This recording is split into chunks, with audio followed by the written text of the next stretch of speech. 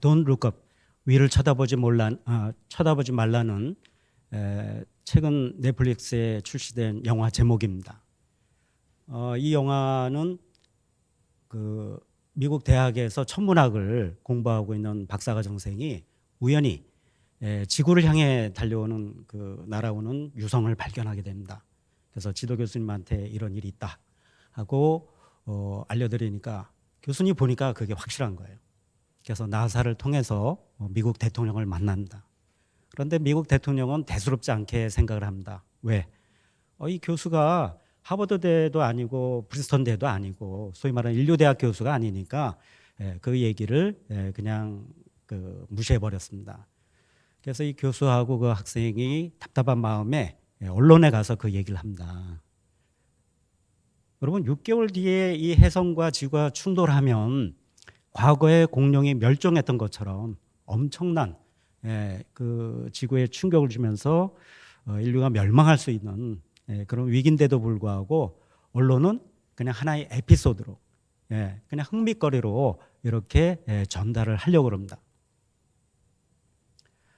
나중에 정말 나사에서도 대통령에게 보고하고 이것은 정말 전 지구적 위기다. 대통령이 이 혜성을 향해서 핵미사일 같은 걸 발사를 해야 되는데 이것을 또 대기업에게 맡깁니다. 대기업이 보니까 이 혜성이 엄청난 보물덩어리입니다. 그 안에 금과 다이아몬드, 희귀 광물들로 만들어져 있어서 이것을 파괴할 게 아니라 잘게 짜게 해서 그것을 회수하면 뭐죠? 대박 터지는 거죠. 그런데 그만 실패했습니다. 그래서 지구하고 부딪힌다는 그런 영화입니다. 많은 사람들이 이 과정에서 Don't look up, 위를 쳐다보지 마라. 그냥 우리 하루하루 일상생활을 살면 된다. 이런 구호, 이런 운동을 하기도 했습니다. 여러분 잘 아시는 것처럼 기후위기, 생태계 위기로 인해서 인류가 위기를 맞고 있는 지금 이 영화는 정치인들이 또 언론인들이 또 우리 인류가 우리 같은 보통 사람들이 어떤 태도를 보여주는가 하는 것을 잘 영화는 보여주고 있습니다. 우리 교회는, 그리스도인들은 어떤 태도를 지내야 할까요? 오늘 골로새서 본문의 말씀은 우리 설교 제목처럼 위의 것을 찾으라. 권면이 아니고 명령형입니다. 너희가 그리스도와 함께 다시 살리심을 입었으면, 우리가 세례받고 그리스도 안에서 하나님의 자녀로 거듭났다면 하는 전제 속에서 우리들에게 주시는 명령의 말씀입니다. 자, 그럼 위는 도대체 뭘까요? 우주 비행사가 하늘에 가니까 하나님 계시던가요? 하나님 찾을 수가 없었어요. 그런 눈에는 안 보이는 거죠. 위는 어디죠? 우리 요 뒤에 있는 말씀처럼 거기는 그리스도께서 하나님 우편에 앉아 계시느니라. 위는요, 이 우주를 가리키는 게 아닙니다. 저 하늘을 가리키는 게 아닙니다. 우리가 오늘도 신앙 고백했던 것처럼 주님께서 십자가 지시고 죽임 당하셨다가 부활하셔서 하나님 우편에 앉아 계신 그 자리가 바로 위라는 말씀입니다. 그러면 예수 그리스도께서 하나님 우편에 앉아 계신다는 것은 무슨 뜻일까요? 시편 110편 1절 말씀, 여호와께서 내 주에게 말씀하시기를 내가 내 원수들로 내 발판이 되기까지 너는 내 오른쪽에 앉아 있으라 하셨도다. 이 말씀을 신약성경 여러 군데에서 인용을 합니다. 예를 들면 사도 바울은 고린도전서 15장 25절에서 그가 모든 원수를 그 발 아래에 둘 때까지 반드시 왕노릇 하시리니. 시편에서는 하나님 우편에 앉아 계시다고 말씀을 하셨는데 왜 사도 바울은 구약성경 시편을 인용하면서 왕노릇한다고 그랬을까요? 성경을 이렇게 마음대로 해도 되겠습니까? 아니죠? 바벨론 포로기 이후에 모든 유대인들이 이스라엘 백성들이 귀환한 것이 아니지 않았습니까? 예. 그래서 흩어져 살고 있던 유대인 디아스포라들이 성경이 쓰여진 히브리어를 잘 모르니까 그들에게 교육하기 위해서 구약 성경을 헬라어로 그리스어로 번역을 한 것이 70인역입니다. 그 70인역을 주로 신약 성경은 인용을 하고 있습니다. 즉 하나님 우편에 앉아 계시다는 건 무슨 뜻입니까? 부활하신 주님께서 왕노릇하신다는 거예요. 자, 그래서 오늘 본문인 골로새서 2장 10절에서도 예수 그리스도께서 모든 통치자와 권세자의 머리라고 그러셨어요. 지금 러시아가 그렇죠? 우크라이나에 쳐들어가서 지금 전쟁을 하고 벌이고 있는데 정말 그 나라 백성들이 무슨 죄가 있습니까? 권력자들은 자기 권세를 더 높이기 위해서 전쟁을 하고 사람 죽이는 것을 눈 하나 깜짝하지 않고 합니다. 그러나 우리는 신앙 안에서 그런 모든 권세자들, 모든 권력자들을 하나님께서 다시 오실 주님께서 심판하실 뿐만 아니라 지금도 그들 원수들을 다스리시는 그리스도이시라는 것을 우리는 믿고 있습니다. 자, 이처럼 위의 것은 부활하신 그리스도께서 하나님 우편에 앉아 계셔서 왕노릇하시는 원수들을 다스리고 계시는 그리스도의 통치를 가리킵니다. 그래서 오늘날 우리 그리스도인들에게 있어서 위 하늘에 속한 것, 땅에 속한 것, 영혼과 육체, 성, 속. 이 자칫 잘못하면 이분법으로 우리가 생각하기 쉬운데요. 오늘 본문에서 말하는 위의 것은 영혼은 귀하고 육체는 물질은 천박한 거다, 속된 거다 이렇게 말씀하시지 않습니다. 하늘에 있는 것, 땅에 있는 것이 뭡니까? 다 그리스도의 지배 아래 있다. 그 뜻을 실천하는 것, 바로 그것이 위에 있는 것을 찾는 겁니다. 그런데 당시 골로새 교회도 그런 이야기를 들었을 때 믿기가 쉽지 않았습니다.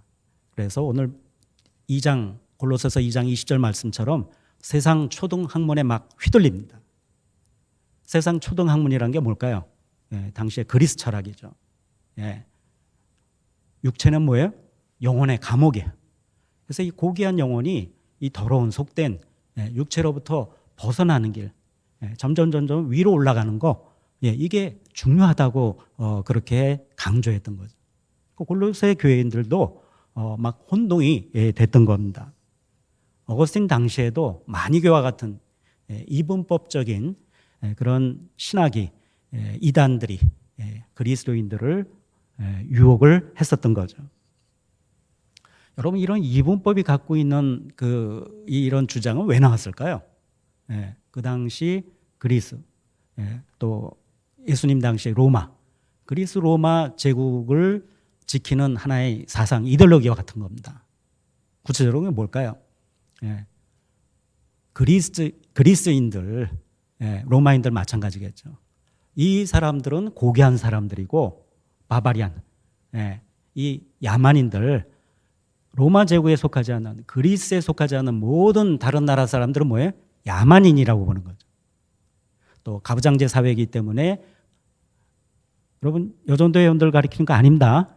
그 당시 사람들이 볼 때 남자는 귀하고 여자는 천시하는 이런 가부장적인 사회였습니다.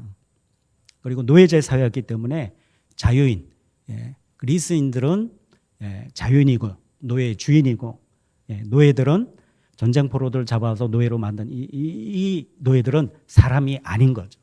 사람의 자유인의 소유물이었던 거예요.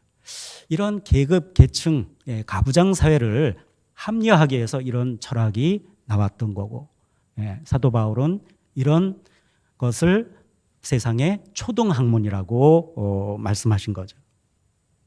자, 그래서 예수님께서도 우리 마태복음에 나와 있는 것처럼 너희는 먼저 하나님의 나라와 그 의를 구하라고 말씀해 주셨습니다. 하나님의 나라, 하나님께서 통치하시는 그러한 세상, 세상 지배자들이 현재 다스리고 있는 그런 세상이 아니고 그러한 나라를 먼저 구하라고 하셨는데, 이제 예수님께서 부활하신 뒤에 하나님 우편에 앉으신 그 자리에서 이 원수들을 다 지배하고 계시다 하는 것을 믿고, 그 하나님 나라 가치를 실현하기 위해서, 예수 그리스도의 통치를 실현하기 위해서 이 세상에서 하나님 나라와 의를 구하라는 말씀입니다.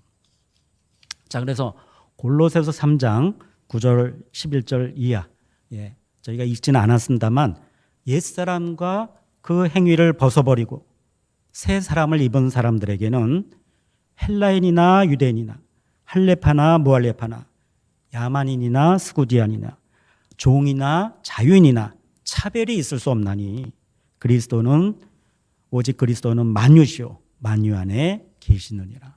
그래서 이 말씀이 앞뒤로 계속 같은 내용들을 말씀하고 계십니다. 이런 사회적 차별, 특히 남녀 차별 같은 경우 유럽에서도 참정권이 1920년대에 만들어졌는데 2000년 전에 남자 여자가 그리스도 안에서 같다. 참 대단히 혁명적인, 그렇죠? 천지가 개벽하는 새로운 새하늘 새 땅의 이야기들입니다. 그런데 더 놀라운 이야기가 오늘 골로새서 1장 20절에 나와 있습니다.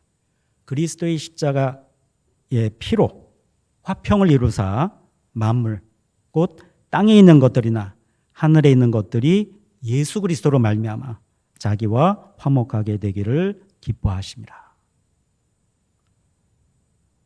우리 예수님께서는 이런 인간들 사이에 사회적인 여러 가지 장벽들, 차별들만 없애려고 하신 게 아니고, 하늘에 있는 것과 땅에 있는 것 사이에 이 화해를, 그러니까 온 우주적인 화해죠.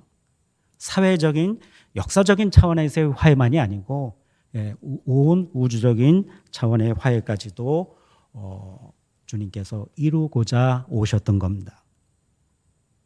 자, 그래서 그리스도인들의 삶은, 교회는 우리가 열심히 모여서 예배드리고 또 지역사회에서 봉사하고 복음 전도하고 해외 나가서 선교하고 하는 일은 기본이지만, 오늘 성경 본문이 말씀하신 위의 것을 찾으라, 이 명령형이라고 그랬어요. 그냥 여기 오신 분들 중에 한 절반은 찾으셔도 되고 나머지 절반은 찾지 않으셔도 된다, 그런 말씀이 아닙니다. 한 분도 예외 없이 위의 것, 하나님 우편에 앉아 계신 그리스도의 통치를 온 땅에 이루기 위해서 그런 삶을 살라고 명령하십니다. 즉 우리의 정치, 경제, 사회문화 모든 곳에 이런 그리스도의 통치가 이루어진다는 말씀입니다.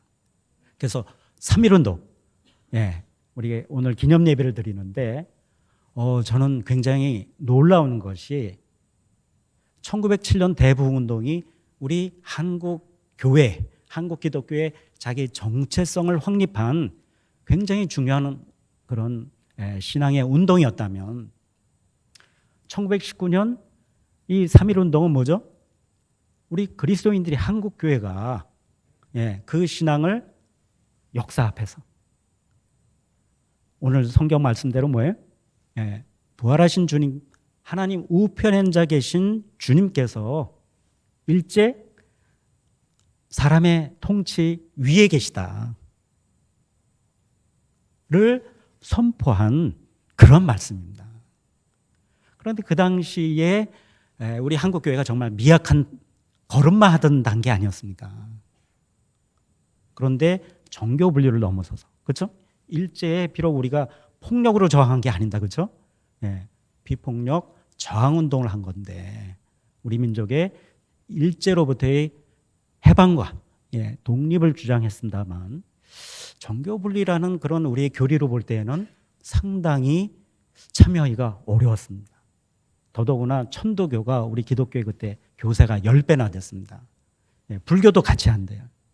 얼마나 사실 편치 않은 상황이었겠습니까? 많은, 제가 여러분 소개했던 것처럼 신석구 목사님, 도저히 이것을 감당할 수가 없었는데 새벽 기도 때 주님께서 말씀을 주셨습니다. 나라를 빼앗긴 게 죄인데 나라를 찾을 기회가 있는데 찾지 않는 것은 더 큰 죄다. 그래서 33인 민족 대표로 나서셨던 거죠. 우리가 뭐 출애굽 잘 알고 있습니다만 출애굽의 목적이 뭐죠? 애굽의 바로 왕으로부터 해방되어서 이스라엘 백성 그냥 나오면 끝인가요? 목적은 하나님께 예배드리는 겁니다. 그래서 3.1운동을 우리가 일제로부터의 독립과 해방과 독립으로만 생각하면 그것은 3.1운동의 절반만 우리가 이해하는 겁니다. 오늘 우리가 이 시간을 통해서 생각해야 할 것은 이분들은 우리 믿음의 조상들은 위의 것을 어떻게 찾았는가 하는 겁니다. 3.1 독립선언서만이 아니고 도쿄에서 나왔던 학생들의 2.8 독립선언문도 있었고요.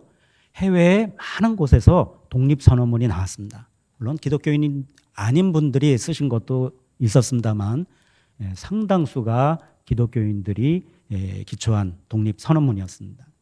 이 선언문들의 공통점이 있는데 그것을 모아보니까 동양의 평화가 세계 평화의 초석이고 그것을 이루기 위해서 민족 자결주의 원칙을 실행해야 된다 하는 것이었습니다. 자, 동양의 평화, 작게 얘기하면 이제 동북아의 평화죠. 구한말에 삼화 사상이라는 게 있었답니다. 삼화, 조선과 중국과 일본이 인화, 서로 세 나라 국민들이 좋아 평화롭게 사는 그 길을 찾아서 동양에서 즉 동북아시아에서 참 평화를 이루자 하는 사상이 있었습니다. 그런데 일본이 청일전쟁을 일으키고 러일전쟁을 일으키고 조선을 병탄함으로써 이 삼화 사상이 깨어진 거죠. 그러므로 3.1운동은 이런 평화 사상을, 삼화 사상을 다시 회복하자는 거예요.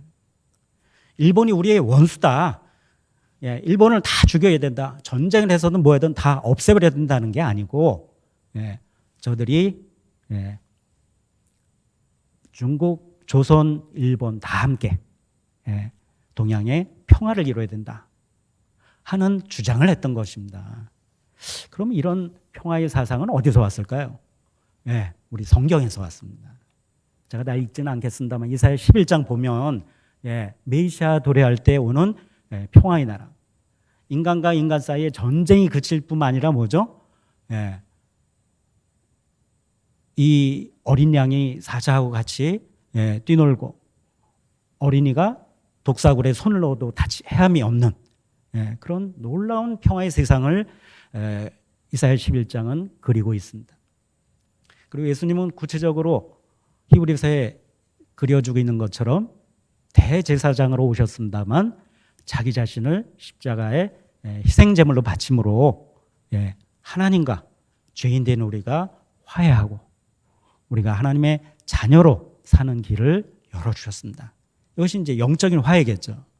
그리고 에베소서 2장 14절 말씀대로 유대인과 이방인 사이에 막힌 담, 율법이라든지 그들이 선민이라는 여러 가지 것들을 이런 것들이 서로 일종의 장벽이었는데 그것을 십자가로 허물고 그 안에 새 민족을 만드셨다고 말씀하셨습니다.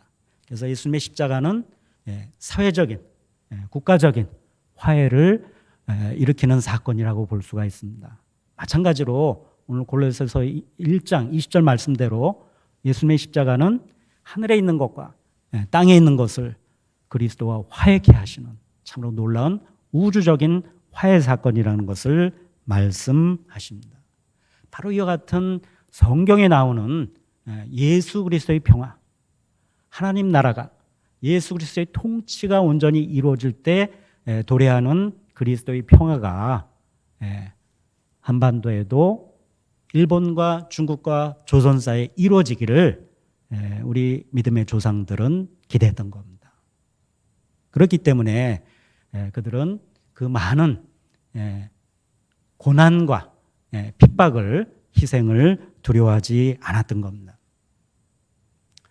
자, 근데 지금 방금 말씀드린 것처럼 이런 엄청난 위의 것을 찾으라 하는 것이 쉬운 일이 아니다 하는 것을 우리는 3.1운동 전체를 보면서 알 수가 있습니다. 왜요?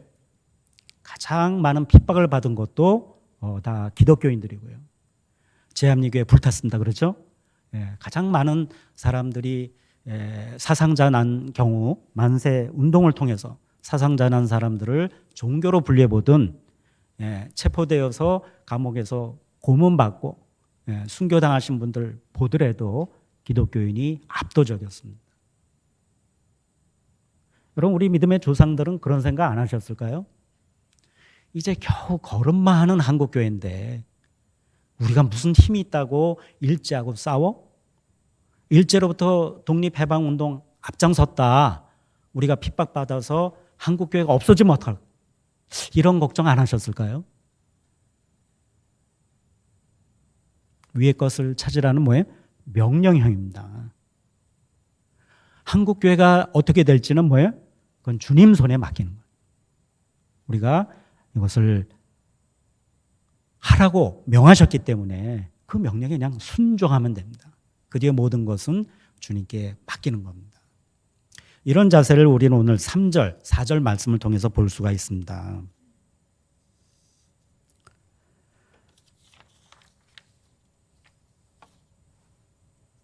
3절, 너희가 죽었고 너희 생명이 그리스도와 함께 하나님 안에 감춰졌습니다. 4절 말씀은 우리 생명신 그리스도께서 나타나실 그때 너희도 그와 함께 영광 중에 나타나리라. 3절은 현재 직설법 얘기입니다.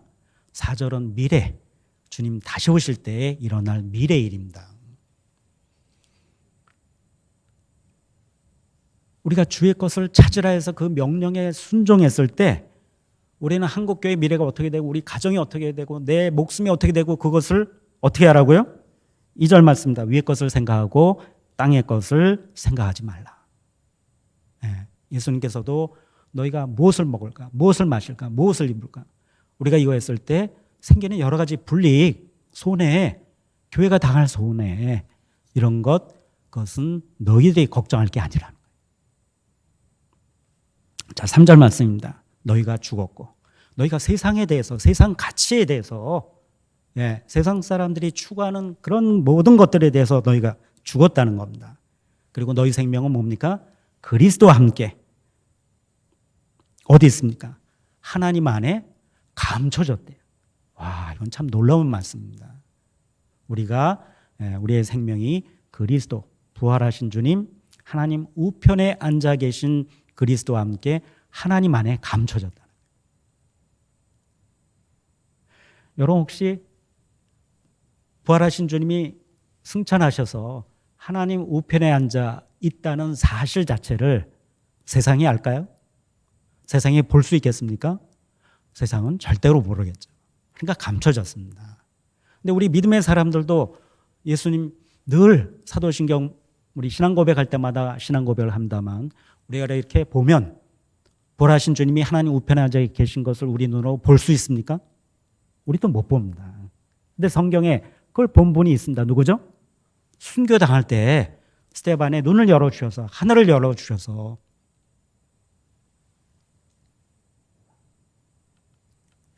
주님께서 하나님 우편에 앉아 계신 것을 보게 해주셨습니다. 그런데 이 스데반의 뒤를 따라 예수 그리스도의 십자가를 지고 가는 그리스도인들 역시 어떻게 보면 초라한 죽음입니다. 유가순 열사의 죽음이 그렇고 만세운동을 부르다 죽어간 분들 그분들이 다 후손에 의해서 기억되고 있는 건 아닙니다. 그럼에도 불구하고 그 생명은 세상 사람들 눈에 심지어 역사 또 우리들의 눈에도 감춰질 수 있다는 겁니다. 그러나 실망하지 마시죠. 두려워하지 마시죠. 4절 뭐죠? 그리스도께서 우리의 생명이신 그리스도께서 나타나실 그때 너희도 그와 함께 영광 중에 나타나게. 우리의 참 모습, 우리의 생명은 지금은 하나님 앞에 감춰져 있어서 다 드러내 보일 수는 없지만 주님 다시 오시는 그때에 하나님 영광으로 오실 주님 더불어 우리의 생명이, 우리의 참 모습이 나타날 거다. 너희가 과연 그것을 끝까지 참고 믿고 소망할 수 있게 되냐. 그러면 위의 것을 찾으라는 말씀입니다. 오늘 마지막으로 이 3.1운동 앞장서셨던 우리 한국교회 지도자들, 우리 믿음의 조상들이 걸어가셨던 그 길은 과연 오늘 우리에게는 21세기를 살고 있는 오늘 우리들에게는 어떤 의미가 있을까요? 자, 처음 제가 소개했던 영화처럼 이게 영화로 끝나면 얼마나 좋을까요? 그런데 기후위기, 생태계 위기는 우리도 지금 겪은 것처럼 코로나가 이렇게 오래 갈 줄 알았습니까? 지금도 우리를 참 괴롭히고 있는데 사실 이건 우리의 문제입니다. 이 코로나 바이러스를 사실 우리가 오게 한 거예요. 우리 문명이 발전하면서 저들의 서식지인 박쥐, 동굴 거기까지 자꾸 개발하다 보니까 저들이 할 수 없이 우리한테 온 겁니다. 그러니까 우리 문명에게 우리에게 책임이 있는 거죠. 그래서 과연 우리가 대응할 게 무엇일까? 지난 월요일 날에 우리 총회장님께서 기독교 환경운동 연대와 더불어서 한국교회 탄소 중립 공동 캠페인을 개최하기로 했고요. 오늘 예배드리시는 우리 여전도회 전국연합회, 또 예배드리시는 우리 남성교회 전국연합회와 함께 이 캠페인을 같이 하자 이렇게 선포를 하셨습니다. 그래서 우리 총회 홈페이지에 있는 이 생명의 길 초록 발자국 우리 한 5분 정도 되는데 잠깐 한번 보시고 말씀 마무리하겠습니다.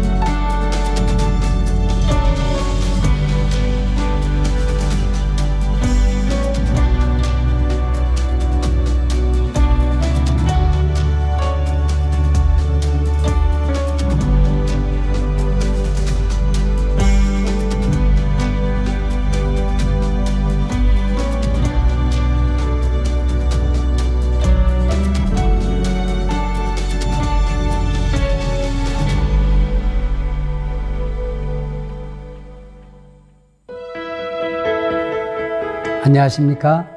총회장 유영모 목사입니다. 제106회기 총회 주제는 공적 신학, 공적 복음의 원리에 의하여 복음으로 교회를 새롭게 세상을 이롭게입니다. 세상을 이롭게 하는 그 영역은 하나님이 만드신 창조 세계를 지키는 일에게까지 이르게 되는 것입니다. 우리가 살고 있는 이 시대에 위기 아닌 것이 없지만은 그 중에 가장 심각한 위기 가운데 하나는 기후위기입니다. 이 기후위기 문제를 해결하는 것은 프로그램의 문제가 아닙니다. 단순한 정책의 문제가 아닙니다. 신학의 문제입니다. 당연히 교회가 앞장서야 할 것입니다. 가장 작게는 쓰레기 하나 줄이는 일, 교회에 태양광을 설치할 수 있는 조그만 공간이 있으면 태양열을 활용하는 일, 또 지혜를 활용하는 일, 전기차 충전소 하나를 놓는 일부터 시작하면 어떨까요?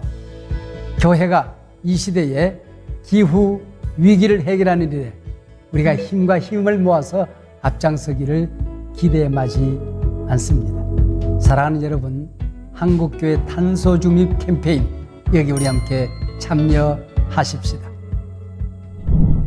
한국교회 탄소 중립 캠페인 생명의 길 초록 발자국. 탄소 배출을 최소화하는 건강한 식생활, 기후 미식. 우리의 밥상에서 배출되는 탄소는 줄이고 건강을 살리는 기후 미식을 실천합시다. 탄소 배출을 최소화하는 패션 문화, 슬로우 패션.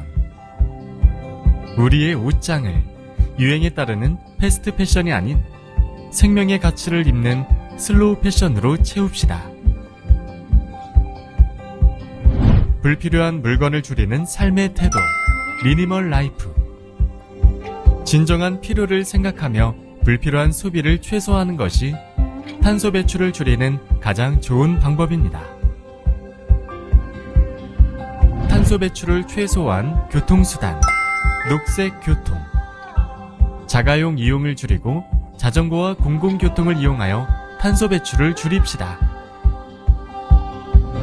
탄소 배출이 없는 친환경적 재생가능 에너지, 그린 에너지. 오래된 냉난방 기기의 효율을 높이고 재생에너지가 확대되면 기존 탄소 배출 에너지를 대체할 수 있지요.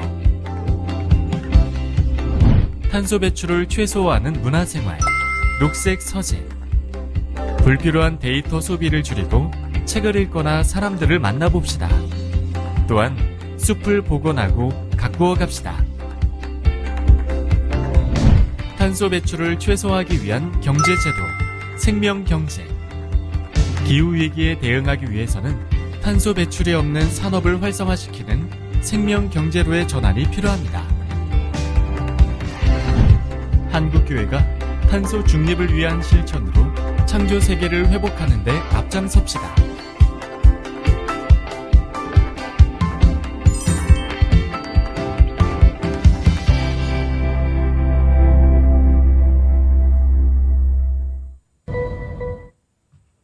여러분 보신 대로 우리 총회장님 앞장서서 우리 모두 함께 이 길을 걸어가자고 제안하십니다.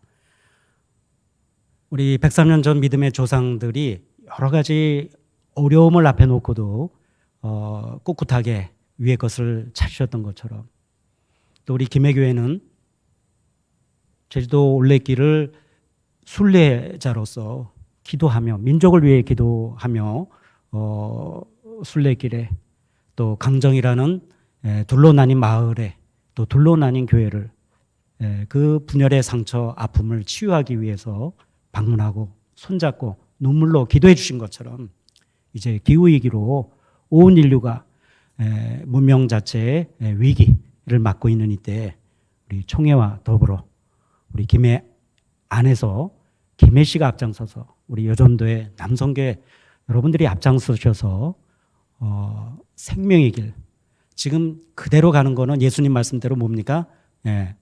넓은 문으로 가는 겁니다. 다 세상 사람들 가는 길입니다. 편하고 좋은 음식 먹는 길이죠. 그러나 우리를 부인하고 자기를 부인하고 자기 십자가를 지고 가는 이 생명의 길은 좁은 문입니다. 그렇지만 탄소 발자국 같은 죽음의 발자국을 남긴 게 아니라 초록 발자국을 남겨서 우리 자신과 우리의 아들, 딸들, 자녀들이 살아갈 수 있는 그런 세상을 열 것입니다. 부디 그런 길에 앞장서시는 김해교회, 여전도회, 남성교회 되시기를 주님의 이름으로 권면합니다. 기도하시겠습니다. 하나님 감사합니다. 저희에게 그리스도 안에서 새 생명을 얻을 수 있도록 하나님 자녀가 되고 하나님 백성이 되게 하는 놀라운 은총 베풀어 주심을 감사드립니다. 이제 우리를 향하신 말씀 위의 것을 찾으라. 하나님 나라를 구하고 먼저 예수 그리스도께서 하나님 우편에서 모든 원수들을 다스리심을 믿으며 그 소망 중에 이 땅에 하나님 나라를 이루는 그 일에 무엇보다 탄소 중립을 위해서 생명의 길 초록 발자국의 삶을 살아가는데 우리 김해교회가 여전도회가 또 남성교회가 앞장서서 다른 교회들이 또 김해 시민들이 동참할 수 있기까지 한 마음으로 저희들의 길이 나아갈 수 있도록 하나님 역사하여 주시옵소서. 우리 구주 예수님의 이름으로 감사하며 기도드립니다. 아멘.